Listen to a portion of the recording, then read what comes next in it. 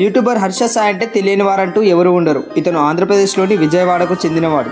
యూట్యూబ్లో ఇతని గురించి చాలామందికి తెలిసే ఉంటుంది. మనం ఎవరికైనా సహాయం చేయాలంటే 100,000 సహాయం చేస్తాము, కానీ ఇతను చేసే సహాయానికి లెక్క ఉండదు. లక్షల్లో సహాయం చేస్తాడు. అంతలా సహాయం చేయడానికి అతను కోటీశ్వరుడు కూడా కాదు. మరి ఇంత ఆదాయం ఎలా అంటే, తను స్టార్ట్ చేసిన యూట్యూబ్ ఛానల్ వంటి సోషల్ మీడియాతో తను చేసిన సహాయం అందరికీ తెలియాలని, వాళ్ళు కూడా నాలాగా 10 మందికి సహాయపడాలని సోషల్ మీడియాలో అప్లోడ్ చేస్తాడు. సోషల్ మీడియా నుండి వచ్చే ఆదాయాన్ని తిరిగి ప్రజలకే సహాయం చేస్తాడు. కానీ హర్ష సాయిపై ఓ కొత్త ఆరోపణ వచ్చింది. యూట్యూబర్ హర్ష సాయిపై 376, 354 సెక్షన్ కింద రేప్ కేసు నమోదైంది.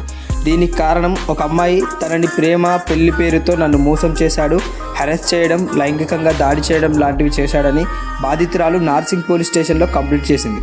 ఇచ్చిన ఆధారంగా హర్ష సాయి ఆచూకీ కొరకు వెతకగా అతనికి సంబంధించిన మొబైల్స్ అన్నీ స్విచ్ ఆఫ్ రావడం జరిగింది. హర్ష సాయి తండ్రి అయిన రాధాకృష్ణ మీద కూడా ఆ బాధితురాలు ఫిర్యాదు చేయడం జరిగింది. ముఖ్యంగా మెగా సినిమాకి సంబంధించిన కాపీరైట్స్ గురించి హర్ష సాయికి బాధితురాలకి మధ్య వివాదం జరిగినట్లు తెలుస్తుంది. ఈ సినిమాకి ప్రొడ్యూసర్గా బాధ్యత వహించింది బాధితురాలు. కాపీరైట్స్ విషయంలో హర్ష సాయి బాధితురాలికి మత్తుమందిచ్చి తనపై లైంగికంగా దాడి చేశాడని, తనకు సంబంధించిన ప్రైవేట్ వీడియోలు, నగ్న చిత్రాలు వంటివి చూపిస్తూ బ్లాక్మెయిల్ చేశాడని ఆ యువతి ఫిర్యాదు చేసింది.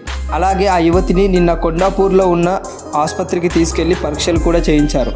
తన దగ్గర ఉన్న కొన్ని ఆధారాలను నార్సింగ్ పోలీసులకు అందజేసింది ఆ యువతి.